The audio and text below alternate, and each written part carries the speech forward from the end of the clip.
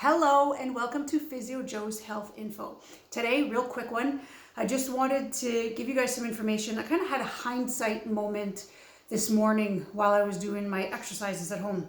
So I'm in the process of stretching and realize on my own that I'm pushing a little bit too hard.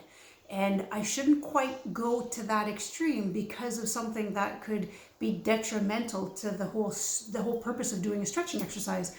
And as I'm saying that to myself, I thought, you know what? This is information that I should have gave all the people that are watching these videos before starting to do all these workouts, or just a reminder, because a lot of the things that I'm going to say today you might already know. You may have heard from me or heard from Allison in the fitness center doing her classes.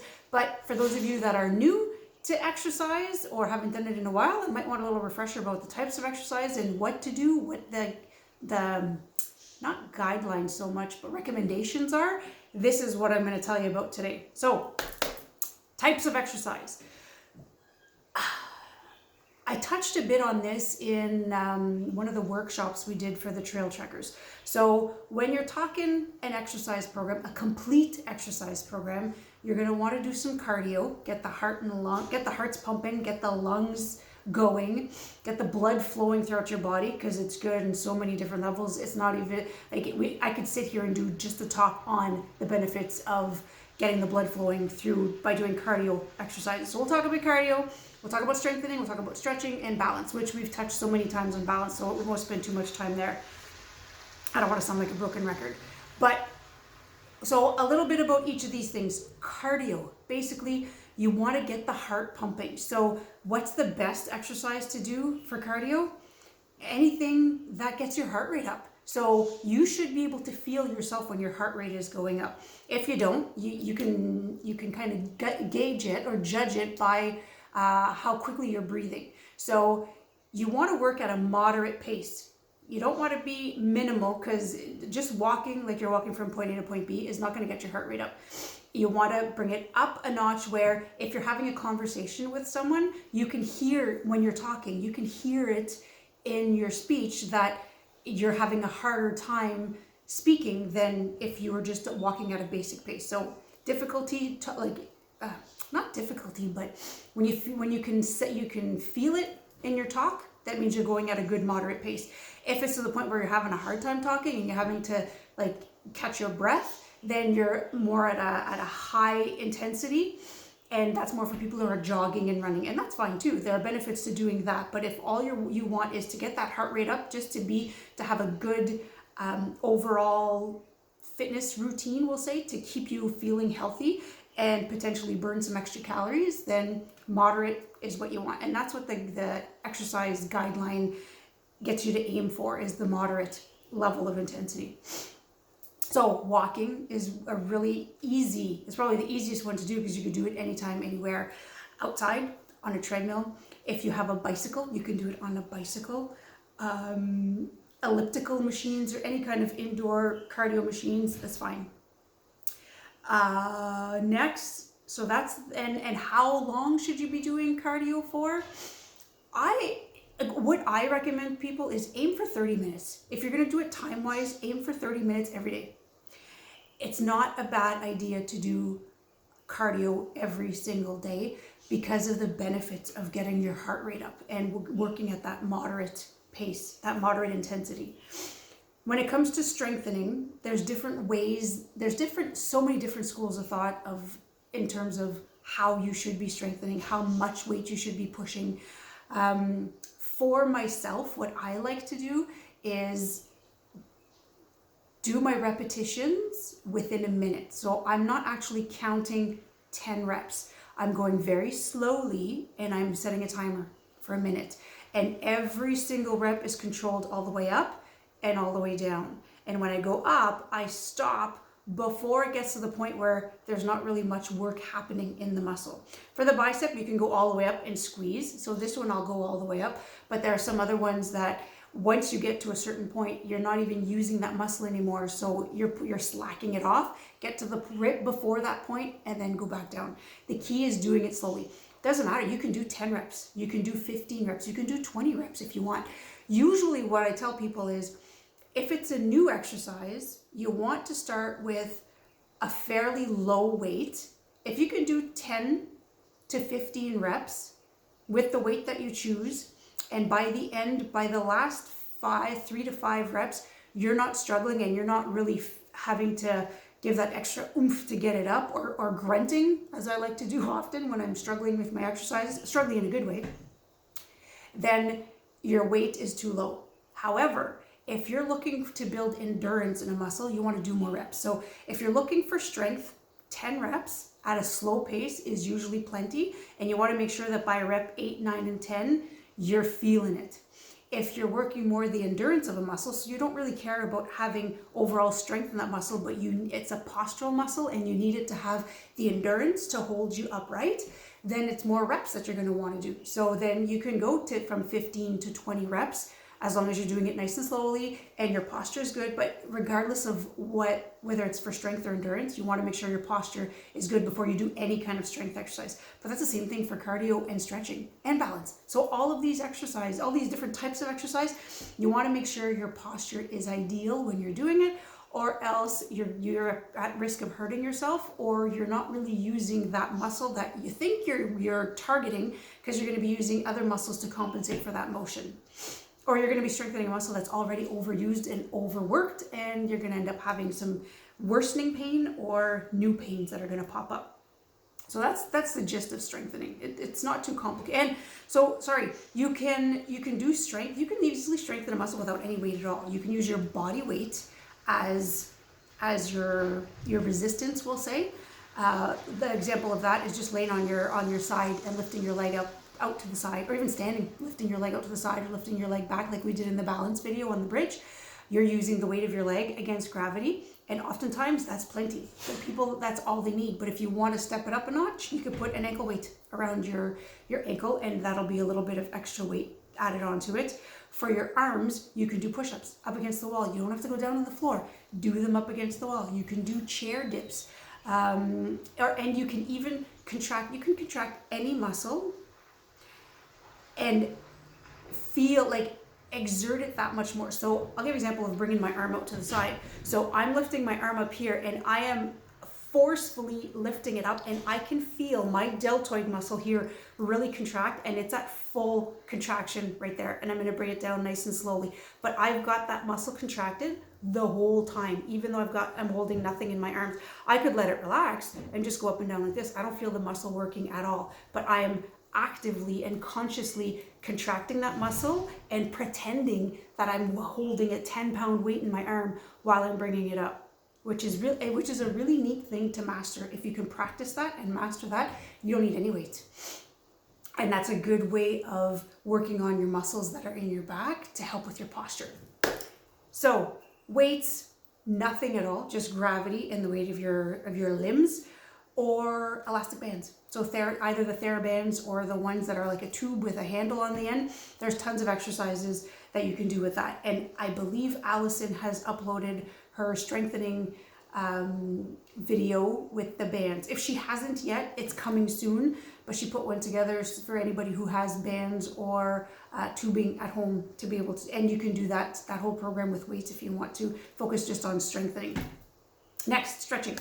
So the key to stretching is to make sure that you don't push too far, okay? So I'm gonna give the example of the trapezius. So this is this muscle right here is the trapezius muscle. It sticks out quite a bit on a lot of people, and especially people who are working at a desk, like I've been doing a lot lately. When I massage in there, it's quite tender. So I know this muscle is not happy, which is why I'm really happy I have a high back chair here in my office, because when it really starts to act up, I just lean my head back like this, which allows that muscle to relax. So I can still play on my computer, read emails, do things like that with my head rested, and it shuts this muscle off. I'm going to be doing the same thing in a little bit when I go home, resting my head up against the headrest in my car so those muscles can shut off. Now, if I'm stretching that muscle, which is something that those muscles enjoy, I'm going to be bringing my head to the side. So let me reposition myself so I'm sitting nice and tall. I'm trying to bring my ear to my shoulder. The way a lot of people cheat with that one is they'll turn their head while they're doing it. I'm not here to be specific and picky about certain exercises, but if I'm coming down to the side, when I get to this point here, I can feel I can feel a stretch, a nice gentle stretch in the muscle there.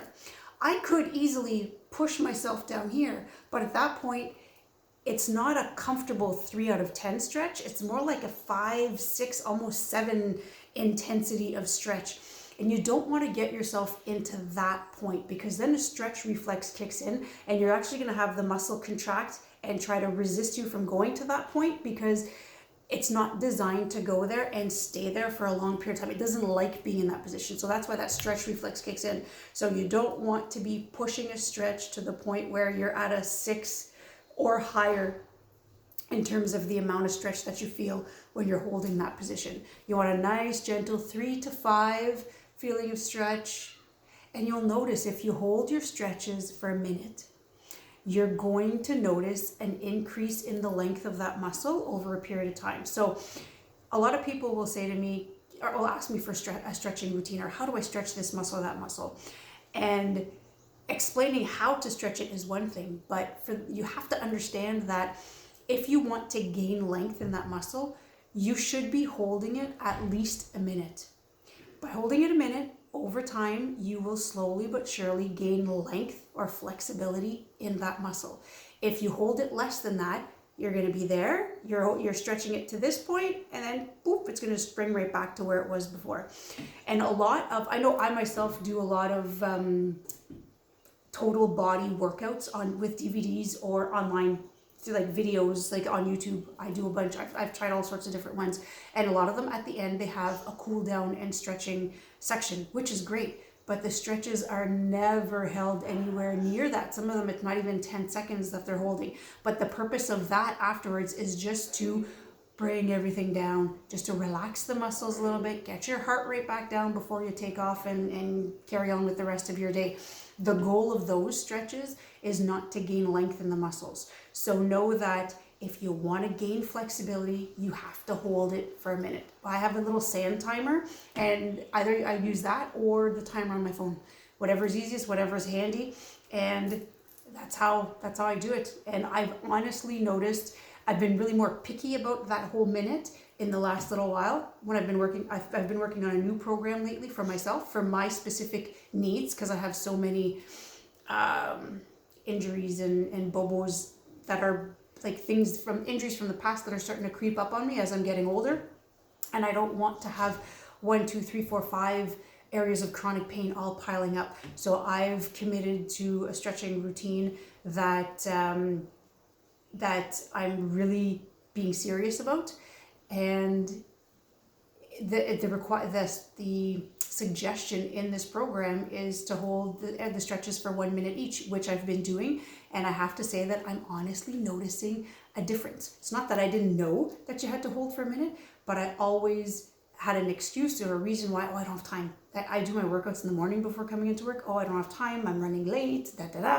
Always an excuse. So I've committed with I've committed with this program that I just started to really practice what I preach and hold the stretches for 1 minute. And I'm telling you, it has definitely made a big difference. So if it's a gain in flexibility that you're looking for, that's what you want to do. Last but not least, my favorite exercise as well is balance. And that too is one that I've definitely noticed an improvement in. So my balance is not great on the one side because I have arthritis in one of the joints of my ankle because I broke it when I was 18. And so for 6 months, we did almost a full 6 months, we did the Trail Trekkers program here. And one of the videos at the beginning of all these videos that we uploaded to the channel, we were showing the cool down and balance program that we do at the end. So it's a pretty intense balance program that I was doing twice a week with these guys. And I noticed a big difference in my balance from the beginning, where I wasn't really doing anything particular on a regular basis, to doing this 6 months later. And I definitely noticed a difference in my balance. So you can too. People who say, I've never had good balance. My balance has always been terrible.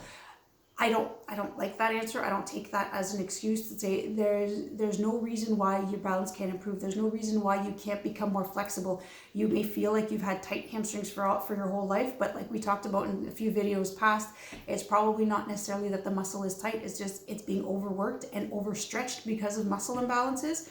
So what you need to do is just take the right approach in the exercise program that you want to do to get those key muscles stretched and get those other ones to relax by strengthening the guys that are not doing what they're supposed to do.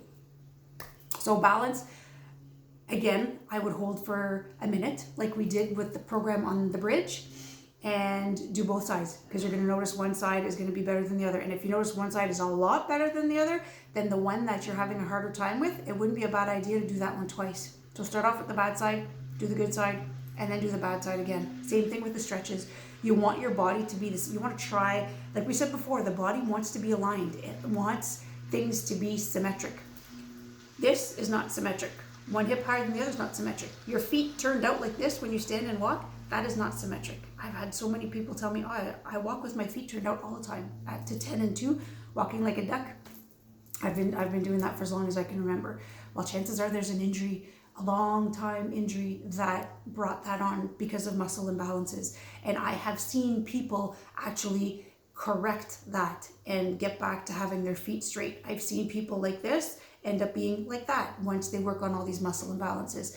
And one key thing that you can do, if we go back to the stretching routine, is if you notice that one side is a lot more tight than the other. So for me, I can go this far when I'm stretching my right trapezius muscle. When I go the other way, I can go just about as far. If I had one side that could not go as far as the other, I would start off with the tighter one, do this one, and then do that one again. And by the end of stretching it for 2 minutes on that tight side, you're probably going to be very close to where you were on the other side. Give it 3-4 months of working on it every day, and you're definitely going to notice a change, and that they're a lot more close to being symmetrical. I say 3-4 months because I honestly, any program that you like, that you find is helping you, it should become a routine. It should become a way of life, not just something you're going to do for a little while until your symptoms are gone and then stop doing it. Those are the people that come back and say, you know what, I shouldn't stop my exercises because my pain came back or a new pain started. Those that are consistent with their exercises, that going into years and every day. My mom is one of them. If she doesn't do her exercises in the morning, she feels it in her back.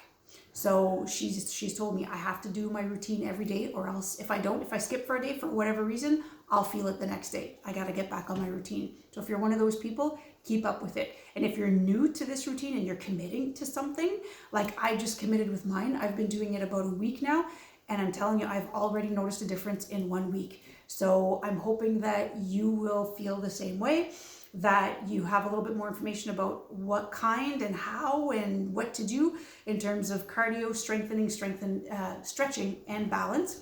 If you have any questions about those types of exercise and anything I missed, just give me a shout. Extension 272 here at Finlandia, or send me an email or a comment at the bottom of this video at the end. Okay, that's it for me for today. Under 20 minutes, I think it's a record. Take care, be safe, keep moving, and have fun with it. Hopefully, we'll see you soon. Bye.